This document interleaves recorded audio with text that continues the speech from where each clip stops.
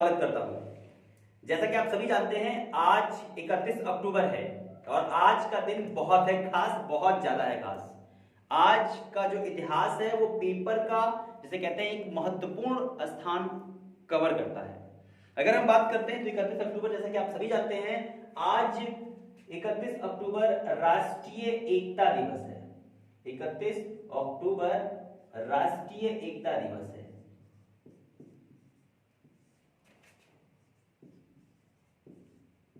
एकता दिवस है ये ध्यान रखिएगा।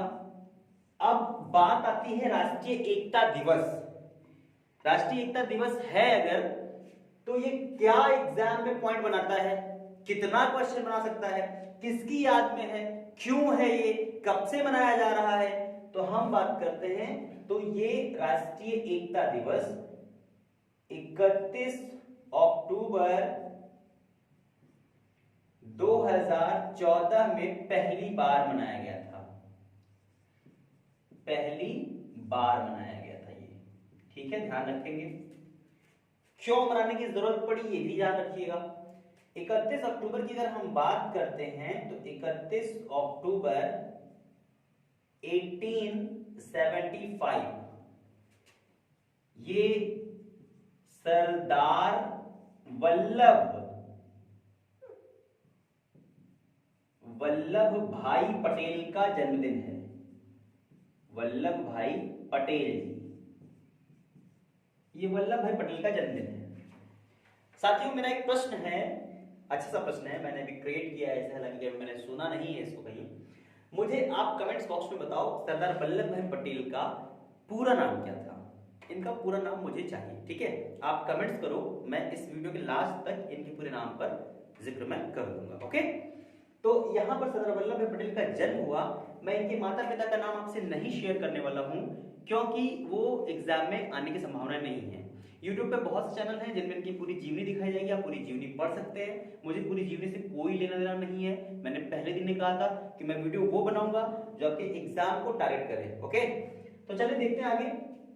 पटेल जी का जन्म हुआ। पटेल जी बहुत मध्यम गरीब परिवार से बिलोंग करते थे। इनका सपना था बैरिस्ट्री की पढ़ाई करना, लेकिन ये पढ़ नहीं पाए आर्थिक तंगी के कारण। चलिए वो सब बात की बातें हैं। इनका जो हम भारत में राष्ट्रीय आंदोलन में योगदान, इनसे आने वाले प्रश्न, उन पर चर्चा करते हैं। तो हम बात करते हैं सरदार वल्लभ भाई पटेल 1920 में, सबसे पहले 1917 में ये क्या करते हैं, खेड़ा आंदोलन जो 18 में होता है गांधी जी का, उस आंदोलन में ये भूमिका निभाते हैं। खेड़ा के आंदोलन में, ठीक है, खेड़ा आंदोलन में भूमिका निभाते हैं। गांधी जी इनके आंदोलन से थोड़े प्रभावित होते हैं। गांधी जी का ऑलरेडी उसमें सहयोग है, तो ये दोनों लोग सहयोग करते हैं। लेकिन आप समझ लीजिएगा, सरदार वल्लभ भाई पटेल गांधी जी से कभी भी उनके विचारों से सहमत नहीं थे। बाद में वो सहमत होंगे, कब होंगे, कैसे होंगे, वो हम चर्चा करेंगे। अब बात करते हैं गांधी जी 1920 में जो आंदोलन चलाते हैं, असहयोग आंदोलन, उस आंदोलन का समर्थन करते हैं पटेल जी। और पटेल जी इस समय, यानी कि कुछ समय जब इनकी पत्नी की मृत्यु हो जाती है, तो ये इन्होंने बैरिस्ट्री की पढ़ाई पढ़ने के लिए इंग्लैंड गए थे। 36 महीने का कोर्स इन्होंने सिर्फ 30 महीने में ही किया था। इनके पास डिग्री हासिल हो गई, ये लॉयर हो गए और एक अच्छे खासे क्रिमिनल वकील ये बने। इनके पास जो क्राइम केसेस थे वो बहुत ज्यादा हुआ करते थे और जीतने की इनके पास उपलब्धि बहुत ज्यादा थी। दोस्तों के कहने पर ये राजनीतिक में आए। 1920 में जब गांधी जी का आंदोलन चला, तो उस समय पटेल जी सूट बूट टाई पहना करते थे। वो पटेल जी नहीं जो धोती कुर्ता और ऊपर गमछा रखते थे, वो पटेल जी, ऐसे पटेल जी नहीं थे। पहले इनका लुक बिल्कुल well maintain, up to date, suit boot tie में रहा करते थे ये, ठीक है। तो सूट बूट टाई में रहने वाले इंसान गांधी जी से प्रभावित हुए और उन्होंने सूट बूट यानी विदेशी वस्त्रों का त्याग कर दिया। हालांकि विदेशी आंदोलन बाद में होगा, विदेशी वस्त्रों का जो आंदोलन है वो बाद में है, लेकिन गांधी जी जब प्रभावित होते हैं तो ये उन वस्त्रों को त्याग कर देते हैं और अपने जो है इस हमारा जो कल्चर है उस कल्चर को अपना लेते हैं। अब यहाँ जब आंदोलन होता है, असहयोग आंदोलन, तो गांधी जी के आंदोलन में सहयोग करने के बाद क्या करते हैं ये 1928 में बारदोली, ये बहुत ज्यादा इंपॉर्टेंट है, बहुत ज्यादा इंपॉर्टेंट है। मैं स्टार बना दूं ताकि आपको समझ में आ सके कि ये प्रश्न एग्जाम में दे सकता है। तो बारदोली यहाँ पे है सत्याग्रह है। यहाँ पे गांधी जी का ये जो यहाँ के लोगों के लिए, यानी कि मजदूरों के लिए कर के लिए मांग करते हैं अंग्रेजों से, और अंग्रेज यहाँ पे झुकते हैं। लास्ट टाइम अंग्रेज हार भी जाते हैं इनसे, और हारने के बाद गांधी जी यहाँ के आंदोलन और यहाँ के आंदोलन से बहुत प्रभावित होते हैं, और यहाँ जब वो सर्वेक्षण के लिए जाते हैं तो यहाँ की महिलाओं से पूछते हैं कि भाई वल्लभ भाई पटेल जी का नेतृत्व कैसा रहा आपको? तो महिलाएं कहती हैं, अरे वो तो सरदार हैं, वो तो सरदार हैं। अब यहाँ पे प्रश्न बनता है, यूपीएससी के लिए बनता है कि पटेल जी को सरदार की उपाधि किसने दी थी? तो पटेल जी को सरदार की उपाधि बारदोली की महिलाओं की ओर से महात्मा गांधी ने दी थी। अब वनडे एग्जाम का जो बच्चा होगा वो सिर्फ इतना पढ़ेगा, महात्मा गांधी ने दी थी। तो आप अगर वनडे की तैयारी कर रहे हैं तो आप सिर्फ इतना जानिए, पटेल जी को सरदार की उपाधि बारदोली सत्याग्रह के बाद पटेल जी को ये उपाधि महात्मा गांधी ने दी है। जबकि स्थिरता ये है कि अगर हम बात करें तो महिलाओं ने पहले पटेल शब्द के लिए यूज किया था सरदार। जैसे एक प्रश्न होता है ना, गांधी जी को अर्धनग्न फकीर किसने कहा था? तो आप पढ़ते हैं कि चर्चिल ने कहा था, लेकिन जो जानकार छात्र हैं, यूपीएससी वाले हैं, वो जानते हैं कि पत्रकार फ्रैंक मोरे ने पहली बार गांधी जी को अर्धनग्न फकीर कहा था। वो कहानी अलग है। ओके, तो इसी तरह कहानी को जोड़ते चलिएगा। अब यहां से 1928 से अगर हम बात करते हैं, 1928 से ये क्या हो गए? ये सरदार हो गए, सरदार वल्लभ भाई पटेल हो गए। ठीक है, वल्लभ भाई पटेल, ये अब इनका नाम हो गया वल्लभ भाई पटेल। ठीक है, आप देखिए आगे चलते हैं। आगे हम बात करते हैं तो 1929 की बात हम कुछ नहीं करने वाले, इसमें कोई इनका योगदान नहीं। लेकिन 1931 की बात करें तो 1931 में एक अच्छी बात होती है कि ये कांग्रेस के अध्यक्ष बनते हैं, कांग्रेस के अध्यक्ष बनते हैं। और कांग्रेस जब अध्यक्ष बनते हैं तो ये अधिवेशन कराची में हुआ था। कहां हुआ था? कराची में हुआ था। अगर हम बात करते हैं तो कराची पाकिस्तान की पहली राजधानी है, वर्तमान में इस्लामाबाद है, इस बात का ध्यान रखिएगा। इसी जो अधिवेशन है, इसी अधिवेशन में गांधी जी का बहिष्कार हुआ था और गांधी जी को गो बैक के नारे लगाए गए थे, उनको काला झंडा दिखाया गया था। ये भी ध्यान रखिएगा, क्योंकि ये पूछ लेता है कि किस अधिवेशन के दौरान गांधी जी को काले रंग के झंडे दिखाए गए थे, उसकी अध्यक्षता किसने की थी? तो वो पटेल जी ने की थी। यहां तक क्लियर आपको समझ में आ चुका है? आई होप आगे बढ़ना चाहिए हमको। अब क्या होता है यहाँ पे कि पटेल जी, ये 1931 के बाद का जो दौर है वो बिल्कुल थोड़ा शांत रहेगा, पटेल जी पर ज्यादा फोकस नहीं रहेगा हमारा। अब हम आजाद हो जाएंगे। ठीक है, 1947 में हम क्या हुए? आजाद हो गए, इंडिपेंडेंट इंडिया हो गया, हमें आजादी मिल गई।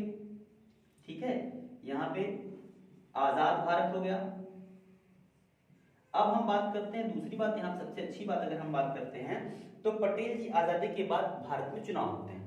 तो 15 जो देश की हमारी विधानसभाएं हैं, उन विधानसभा ने 14 विधानसभाएं उस समय थी हमारे पास। 14 राज्य में आजादी की जब हमें मिली थी 14 राज्य हमारे पास थे। तो 14 राज्य की विधानसभा और एक यूनियन टेरिटरी को ले लें हम, तो उसमें से क्या होता है कि पटेल जी को 13 लोगों का समर्थन मिलता है। 13 विधानसभा पटेल जी समर्थन में रहती हैं, और एक जो है नेहरू के पक्ष में होती है और एक जो होती है पट्टाभी सीतारामैया के पक्ष में होती है। तो अब होता क्या है यहाँ पे कि सभी चाहते हैं देश के जो प्रधानमंत्री हो, देश की जो बागडोर हो, कांग्रेस का जो लीडर हो, कांग्रेस का जो अध्यक्ष हो, वो कौन हो? वो पटेल जी हो। लेकिन जो हमारे कुछ आलोचक हैं, कुछ इतिहासकार जानकार हैं, वो ये कहते हैं कि नेहरू की नीतियां और नेहरू की जो ब्लैकमेलिंग थी, पंडित जवाहरलाल नेहरू, मैं उनके पर आरोप नहीं लगाता हूँ, वो देश के पहले प्रधानमंत्री हैं और गणमान्य व्यक्ति हैं, मेरा उन पर किसी प्रकार का लांछन लगाने का उद्देश्य नहीं है, इतिहास के पन्नों को ही मैं खोल रहा हूँ सिर्फ। तो वो कहते हैं कि यदि बापू अगर मैं देश का प्रधानमंत्री नहीं बना तो मैं कांग्रेस को तोड़ दूंगा, और कांग्रेस के दो हिस्से हो जाएंगे। अंग्रेजों ने कांग्रेस को सत्ता सौंपने की बात की है, तो अंग्रेज के लिए समस्या ये हो जाएगी कि किस कांग्रेस को वो सत्ता सौंपे, पटेल वाली कांग्रेस को या नेहरू वाली कांग्रेस को।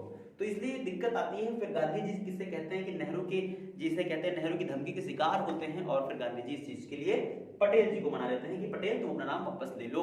पटेल जी अपना नाम वापस ले लेते हैं, पटेल जी राष्ट्र हित की बात करते हैं, नाम वापस ले लेते हैं। लेकिन नेहरू पर लगाम लगाने के लिए पटेल जी को भारत का गृह मंत्री बना दिया था। पहला जो पहले गृह मंत्री है वो पटेल जी हैं, पहले उप प्रधानमंत्री भी पटेल जी हैं। अब तक हमारे पास 9 लोग उप प्रधानमंत्री की दौड़ में हैं, 7 व्यक्ति हैं, 9 लोग उप प्रधानमंत्री बने हैं, 9 बार उप प्रधानमंत्री का पद हुआ है। लास्ट में जो अंतिम थे वो आडवाणी थे, और पहले हमारे वल्लभ भाई पटेल हैं। तो वल्लभ भाई पटेल को गृह मंत्री और साथ साथ यानी कि इनको उप प्रधानमंत्री का पद दे दिया गया है। नेहरू इनसे बिना पूछे कार्रवाई नहीं करने वाले जब तक इनकी मृत्यु नहीं हो जाती है तब तक।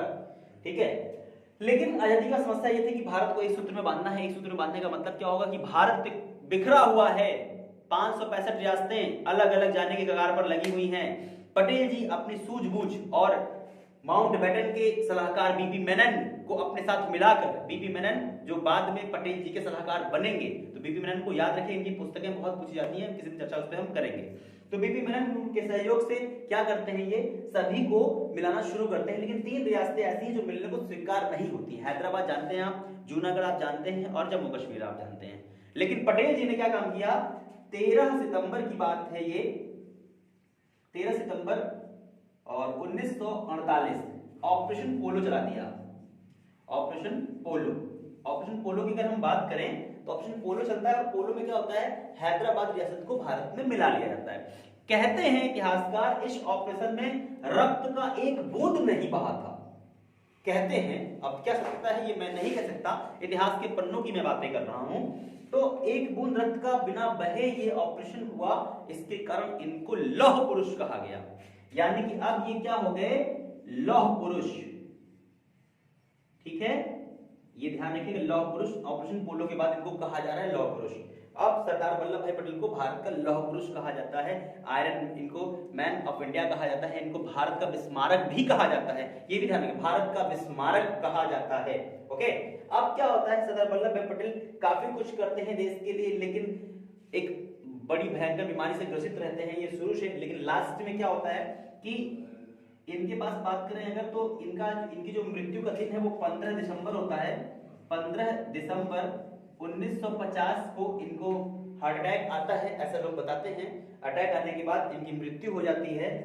ये इनकी मृत्यु का दिन है। अब जब इनकी मृत्यु हो जाती है तो फिर अब क्या किया जाए, तो भाई जाहिर सी बात है, कुछ ना कुछ तो करना पड़ेगा। जब इनकी मृत्यु हो जाती है तो इनकी मृत्यु के बाद इनकी समाधि बनाई जाती है। ठीक है, समाधि। अब आप हमें कमेंट्स बॉक्स में बताएं सरदार वल्लभ भाई पटेल की समाधि को क्या कहते हैं। ठीक है, वो आप हमें कमेंट्स बॉक्स में करिएगा सेशन में। अब हम बात करते हैं फिर क्या होता है, पटेल जी की मृत्यु के बाद 1991 में इन्हें भारत रत्न दिया जाता है। भारत रत्न दे दिया जाता है। मरणोपरांत रत्न पाने वाले व्यक्ति यही हैं, भारत रत्न। ठीक है, भारत रत्न मिलता है 1991 में। अब यहाँ पे एक और अगर अच्छी सी बात की जाती है तो इनका सेशन जो यहाँ पे अगर हम बात करें, तो मैंने आपसे पूछा था कि इनका पूरा नाम क्या था। पटेल जी का पूरा नाम अगर हम बात करते हैं तो यहाँ पे देख लीजिए, आप लिखेंगे सरदार वल्लभ भाई, वल्लभ भाई, यहां लिखते हैं वल्लभ भाई झावेरी भाई, झावेरी भाई पटेल, ये इनका पूरा नाम है। इनके पिताजी का नाम ऐड होता है, जैसे मोहनदास करमचंद गांधी ऐड होता है, वैसे ही ये नाम ऐड होता है। तो सरदार वल्लभ भाई झावेरी भाई पटेल इनका पूरा नाम है। ये हमारे वल्लभ भाई पटेल की कहानी थी, जीवनी थी। आज उनका जन्मदिन है, बहुत खुशी की बात है। राष्ट्रीय एकता दिवस है। क्यों मना रहे हैं, क्योंकि इन्होंने भारत का एकीकरण किया है। अगर मेरा बस चले और मेरी बात सरकार तक पहुंच रही है, पहुंचाने का काम आप करेंगे। ठीक है, अगर मेरी बात सरकार तक पहुंच रही तो मैं गुजारिश करता हूं सरदार वल्लभ भाई पटेल को आधुनिक भारत का चाणक्य कहा जाए, क्योंकि चाणक्य ने जो अखंड भारत सपना देखा था, चंद्रगुप्त मौर्य के साथ पूरा किया था, उसी सपने को पटेल जी ने पूरा किया है। अशोक ने किया, चंद्रगुप्त मौर्य ने पहले किया, फिर अशोक ने किया, फिर भारत बिखर जाता है। अंग्रेजों को जैसा भारत मिला था वैसा भारत वो छोड़कर जा रहे थे, टुकड़ों में भारत, बिखरों में भारत, लेकिन पटेल जी ने उसे एक किया था। तो पटेल जी की इस उपलब्धि के लिए मैं उन्हें सत सत नमन करता हूं।